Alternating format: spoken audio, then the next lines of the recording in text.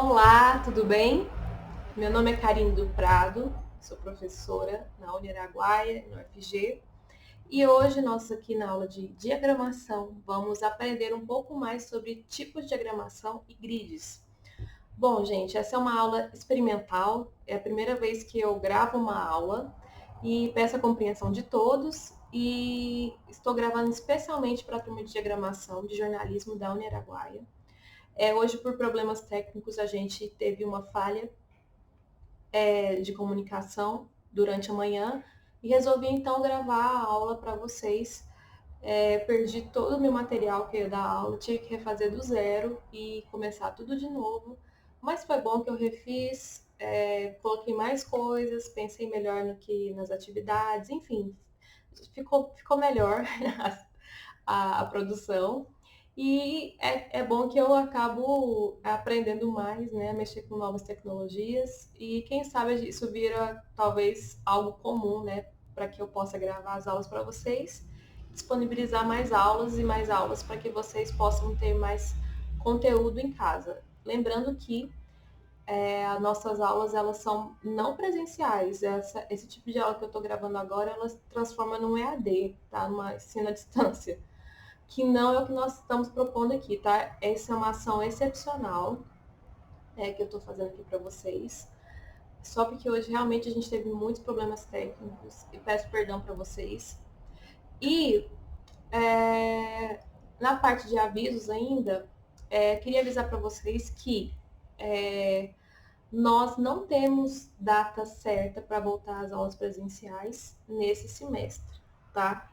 Infelizmente, eu acho que nós vamos acabar, tudo indica que nós vamos acabar com esse semestre de um jeito não presencial, porque as aulas realmente elas são o ponto crítico da epidemia, né? A aglomeração das aulas. A gente não pode deixar que nossos alunos corram esse risco, principalmente vocês que muitos pegam ônibus, pegam transporte, enfim, e é por isso também que não tem como a gente fazer prova escrita como se pretendia inicialmente. Então, a coordenação decidiu que a N2, certo? Ela não vai contar mais com a JIC, lembre, não vai contar mais com a jornada científica, que eu já avisei para vocês, e também não vai contar mais com uma avaliação final, assim, valendo 6 pontos. Vai funcionar do mesmo jeito que funcionou na N1.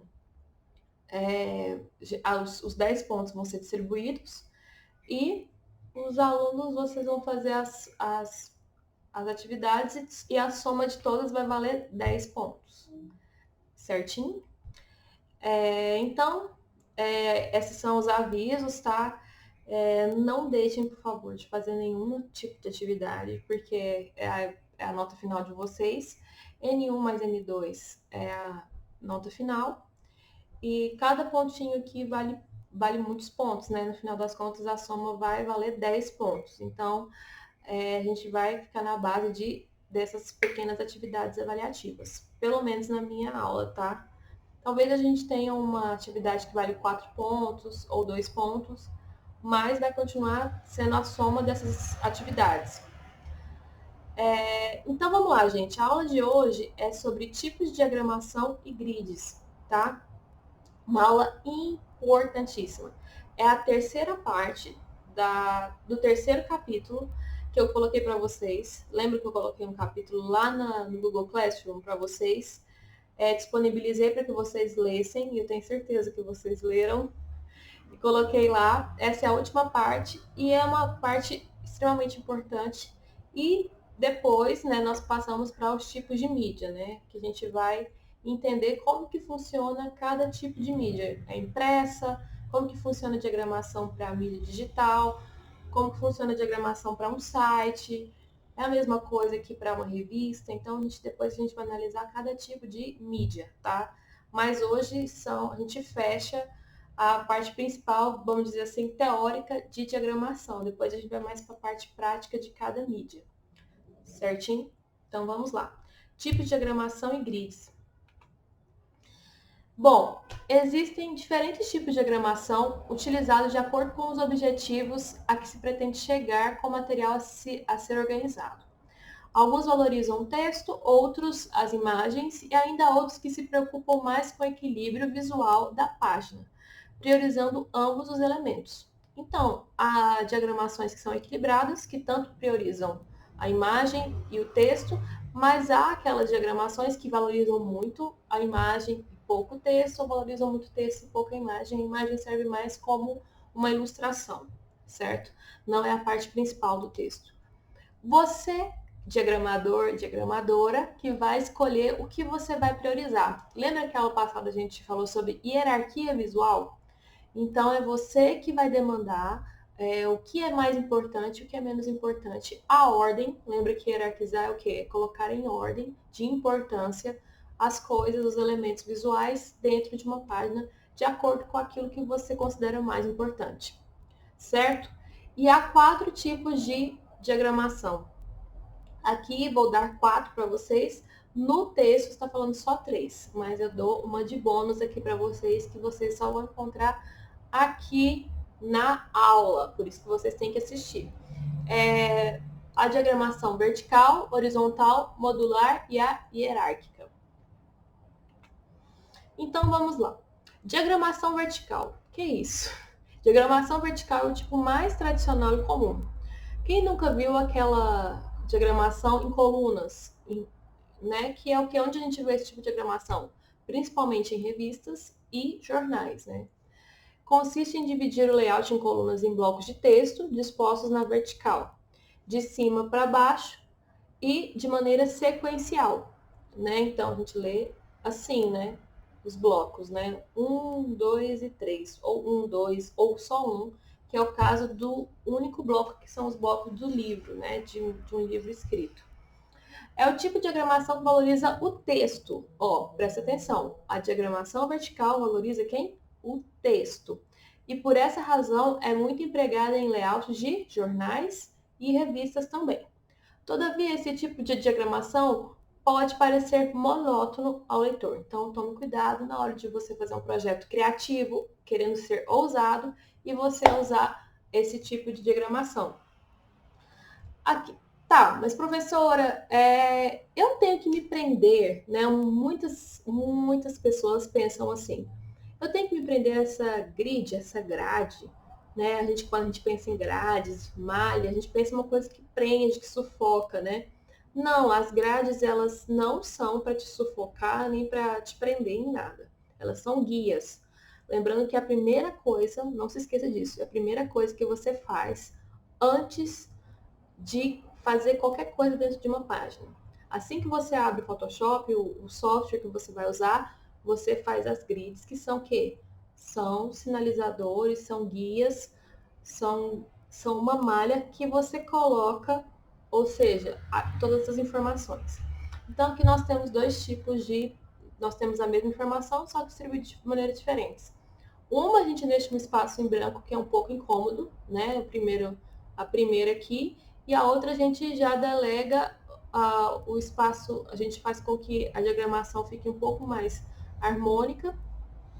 Lembrando que a gente não precisa ter medo de espaços em branco. Mas nesse caso aqui, a gente viu que a gente pode, né, adequar um pouco melhor as informações. Por que não? E assim fica um espaço em branco menos incômodo, tá? O espaço em branco, ele é normal, ele deve ser usado. Mas aqui, quando a gente usa essas duas colunas, a gente faz com que seja uma zona, né, especial, e a gente faz com que chama mais atenção para a imagem, né? Não fica preso dentro daquelas grids e tal, mas fica uma coisa bem organizada, apesar ele continua dentro da grid, vocês perceberam? Mas fica uma coisa mais organizada, concisa, consistente. Lembra que o alinhamento, a proximidade ajuda a gente a o quê? A deixar o nosso leitor mais guiado, certo? Deixar ele mais bem localizado, melhor localizado dentro da nossa página, dentro das informações. Bom, aqui temos outros tipos dois exemplos bem bacanas, muito legais de colunas, né, de diagramações em colunas. Eu creio que o do lado esquerdo aqui é uma revista, ou eu acho, na verdade eu acho que é um banner de prêmio, de premiações. E a segunda eu creio que é um site. Geralmente as colunas de site elas são assim, né? São uma, duas, três, quatro, cinco colunas. E a outra, né, desse site, a outra são 3 colunas. Viram que tá bem diagramadinho as colunas aí, né? Na verdade, são guias, tá? São esses guias, né, esses grids, são guias para você se guiar. Mas eu já estou pulando um pouco as etapas. Na verdade, a gente está falando de diagramação vertical, tá? Não estamos falando da grid ainda, né? Das grades ainda que a gente se guia, que a gente usa para nos guiar. Mas vocês estão percebendo que são duas diagramações verticais, certo? Aqui também são duas diagramações verticais. Olha para você ver o mesmo tanto de informações de jeitos diferentes, né? Aqui nessa opção aqui em roxo. A gente pode estar dividido, né? São divididos em blocos, essa divisão, 2 colunas, 3 colunas ou 4 colunas. E assim a gente consegue dividir, colocar as nossas informações da maneira que a gente achar mais adequado, certo? Aqui também, né, uma revista que tem divisões bem claras na vertical. Vendo que a gente pode extrapolar um pouquinho, né? Não necessariamente a gente precisa ficar preso dentro da grade. Vamos para a diagramação horizontal. A diagramação horizontal é feita por blocos de texto arranjados de maneira horizontal, seguindo o sentido de leitura, certo? Da esquerda para a direita, lembrando da nossa leitura ocidental. Em comparação com a diagramação vertical, é mais atraente, facilita a leitura. Entretanto, pode causar um cansaço visual, já que ela é toda na vertical. Lembra da leitorabilidade, da legibilidade? Lembra da leitorabilidade quando a linha é muito longa? Você tem que tomar um cuidado com as entrelinhas. Isso tudo você tem que relembrar. Então, essa é a orientação, né, para a diagramação vertical. Esse aqui é um exemplo de diagramação vertical que eu achei difícil, viu, gente? Eu demorei para achar uma diagramação puramente na horizontal. Diagramação modular.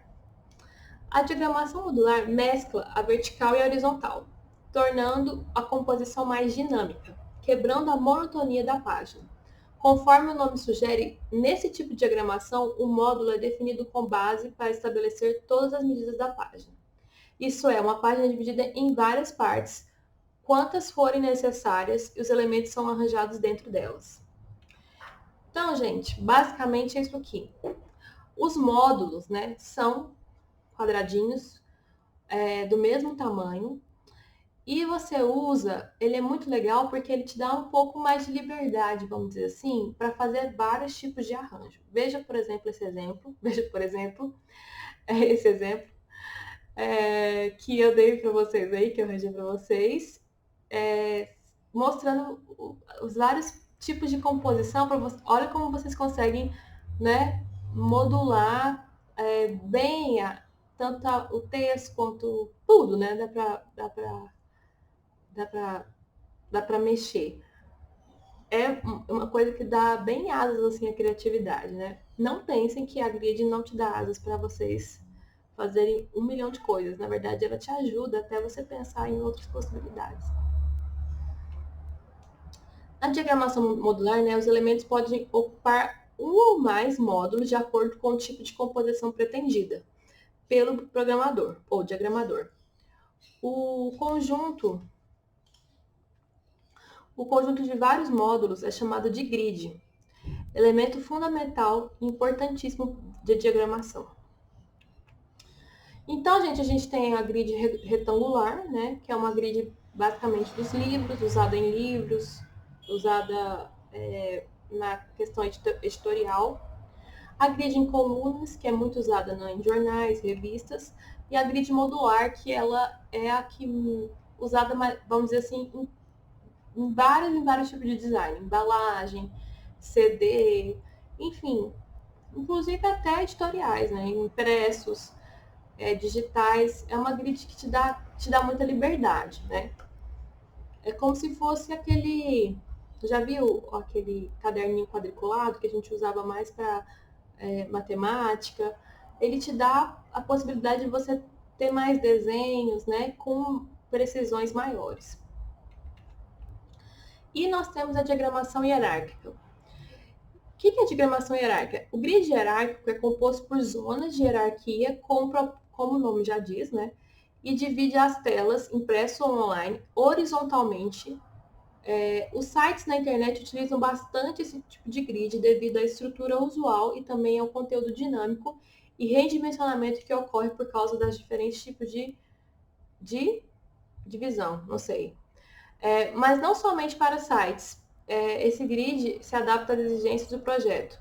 Então, podemos usá-los também em livros, revistas, cartazes, etc. Então, aqui está o tipo de divisão hierárquica de uma página, né?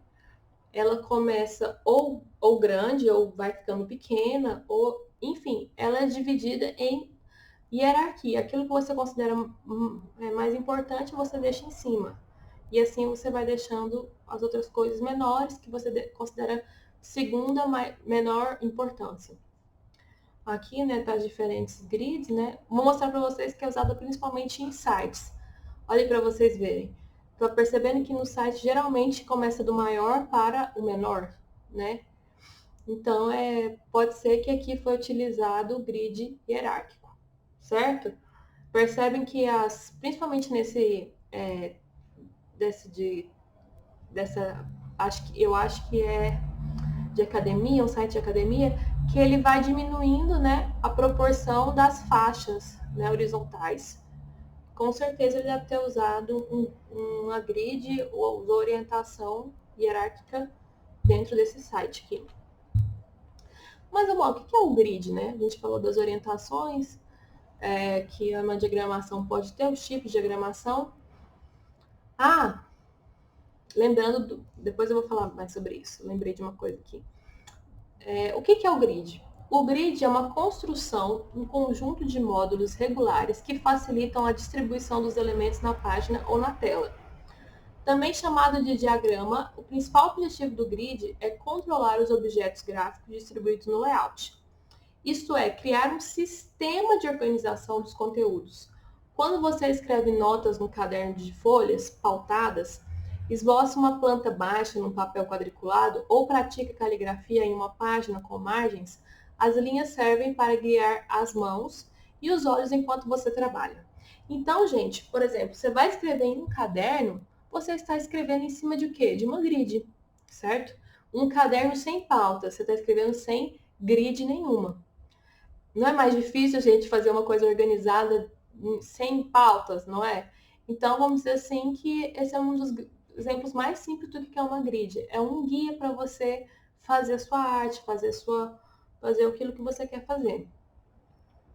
A grid, gente, também serve para muitas outras coisas, tá? Não só para o design gráfico, vamos dizer assim, para diagramação, mas serve para várias e várias outras coisas. Se você quer ter proporção, se você quer ter consistência, você usa grids. Por exemplo, nas logos. Aqui são exemplos das logos, né, das proporções usadas dentro da logo. Gente, isso tudo é pensado. Não é simplesmente uma pessoa foi lá e desenhou uma maçã ou desenhou o símbolo da Nike do nada. Existe uma proporção, existe um cálculo para que toda vez que for usada as logos, essa proporcionalidade seja respeitada e assim a logo não entre em deformidade. Isso é muito importante. Designs experientes e designers que são referências, eles fazem logos em cima de grids e procuram fazer com que a logo tenha um grid para que ela não perca proporção, certo? Tudo que você quer consistência, ou seja, que aquilo ali não mude, a proporção não mude, você faz em cima de uma grade, certo? Muito usado, principalmente, por exemplo, dentro da arquitetura também é usado as grades, né? A malha que é colocado o apartamento, a planta baixa. Por quê? é o senso de proporcionalidade. Tudo que você quer proporcionalidade, consistência, você coloca dentro de uma grade que matematicamente você pode calcular a proporção e não vai perder as proporções, não vai transformar o seu design, aquilo que você pensou, em outra coisa. Bom, um grid bem feito incentiva o designer a variar a escala e o posicionamento dos elementos. É aquilo que eu falei. Ele não te prende, na verdade, ele te liberta, né? Ele te dá outras ideias de como que você poderia fazer aquele layout, sem precisar contar apenas com julgamentos arbitrários e caprichosos. O grid oferece um ponto de partida racional para cada composição, convertendo uma área vazia num campo estruturado, certo? O grid.